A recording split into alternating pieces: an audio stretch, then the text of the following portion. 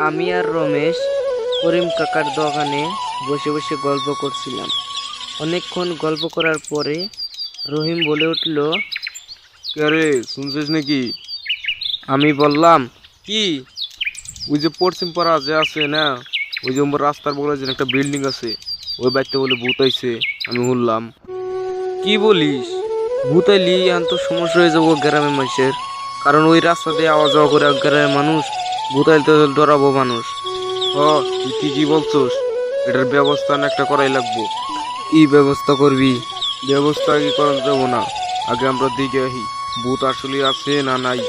চল তাহলে কালকে সকালে যাই, তুই কি বলোস? না রে, আমি যাবো না, কারণ আমার ডর করে ভূত দিকে পুরা, বুঝছোস? তুই যা।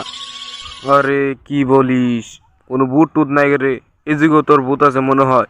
চল যাই ঘুরে আসি, কোনো যদি কিছু ডর টর করে আমরা চলে আসবো তো। চল কালকে যাই।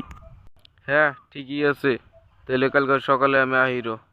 এসব বলেই আমি বাড়ি চলে আসি।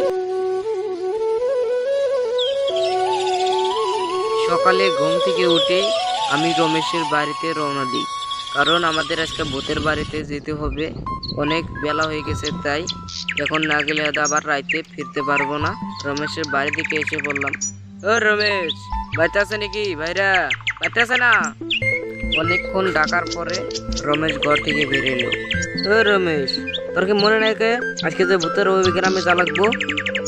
ওহো, আমার তো মনেই চল না। চল চল চল, তাই আমার দেরি হয়ে গেল গা। এই বলে আমরা রওনা দিলাম ওই বাড়ির দিকে। অনেকক্ষণ হাঁটার পরে আমাদের সন্দেহ হয়ে গেল গা ওখানে। আস্তে আস্তে রাত হয়ে পড়লো। আমি রমেশকে বললাম, রমেশ, আজকে তো না রাত হয়ে বললো, চল বাড়ি ফিরে যাই। এখন গেলে হয়তো আবার ফিরে আসতে পারবো না। না না না, এখন আর বাড়ি যেতে পারবো না, বাড়ি যেতে যেতে অনেক রাত অনেক হয়ে যাবে। তার থেকে বল আমরা না ভূতের বাড়িতে যাই। আমি শুনছি ভূতের বাড়িতে রাত করে গেলে নাকি মজার একটা ফিলিংস পাওয়া যায়। আরে তুই কি বলিস? আমি দিনের বেলায় ভূত দেখে ডর পাই, আর রাইতে যাবো ওই ভূতের বাড়িতে? পাগল হয়েছে নাকি? আমি তো ডরে তো ওখানে হাফ ফেল হয়ে যাবো। না, কিছুই হবো না, আমি আছি না তোরাতে। চল নু ঘুরে আসি, এখন বাড়ি থেকে তো অনেক রাত হয়ে যাবে, বুঝছোস?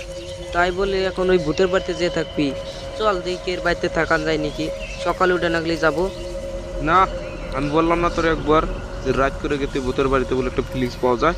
চল নু এখনই যাবো, নয় আবার টাইম হবে না আমাদের।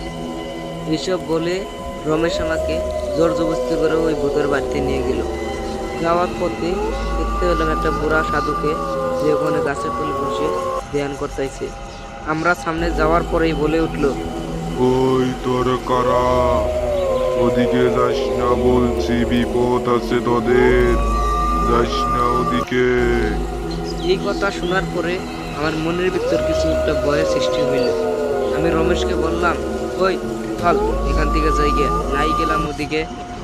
না, কি বলিস তুই? এতক্ষণ হওয়ার পরে আমি হাল ছাড়বো নাকি? আজকে আমি বলছি না ওই ভূতের বাড়িতে জামুতে জামু। চল। রমেশরে অনেক বোঝানোর পরেও তাও তেজে থামলো না। সে আমাকে জোর জবরদস্তি করেই সে বাড়িতে নিয়ে গেল। সেই রাস্তাতে যাওয়ার পরে আমার মনে অনেক ভয় সৃষ্টি হইল, কারণ এই রাস্তা ছিল না কোনো মানব জাতি।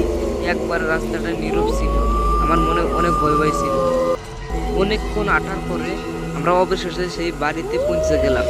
সেই বাড়িতে যাওয়ার আগে আমার আত্মাটা অনেক ভয় ভয় ছিল, কারণ সেই বাড়িতে এমন একটা ছিল, অনেক নীরব, কোনো আলো টালো ছিল না, অনেক আন্ধার ছিল। তারপরে আমি রমেশকে বললাম, রমেশ, চল এখান থেকে চলে যাই। যাস না, এটা বাইরে থেকে যেরকম ভয়ঙ্কর দেখান যায়, কিন্তু ভিতরে গেলে দেবান কি ব্যাগ। আরে তুই কি বলিস? এত পথ চলে আসলাম, এই বাড়ির সামনে থেকে আমি চলে যাবো নাকি? পাগল হলি? চল নু ভিতর যে ঘুরে আসি। তারপরে আমি সেই বাড়িতে লাহে লাহে ঢুকলাম। ভিতরে যাওয়ার পরে দেখলাম অনেক পুরানা সে বাড়ি। সে বাড়িতে অনেক ভয়ঙ্কর দেখা যায়। বাস্তবে যে কোনো মানুষ গেলে না যায় চমকে যাবে সে বাড়িতে গেলে না যায়। আমি রমেশকে বললাম, ওরে তোর ভূত টুত। রমেশ বলল, এই বাড়িতে যদি কোনো ভূত টুত থেকে থাকো আমার সামনে এসো, আমি ভয় হই না তোমাদের দিকে। আমার সামনে এসো বলছি, সামনে আসো বলছি। তখনই কিছুর একটা আওয়াজ হলো, অনেক ভয়ঙ্কর আওয়াজটা। আমি রমেশকে বললাম, ভাই রে, আমি মানে এবার আর বাঁচবো না রে, আমার বাচ্চা। রমেশ বলল, ওই ভয় পাইস না, এটা কোনো ভূত টুত না, আমার বিশেষ কোনো মানুষ টানুষ হবে। রাখ তখন এই মজা দেখাইতেছি। ওই কেরাস রে। এই কথা বলার সাথে সাথে তখনই দেখি ঘরের ভিতর গুনে এক ডাইনি বাইরে এসে পড়লো। ওই তোরা বাঁচবি না রে, তুই আমাকে কাল করছস। এই কথা শোনার পরে আমি আর রমেশ এমন দৌড় মারছি ওই বাড়িতে ওই এলাকা ছেড়ে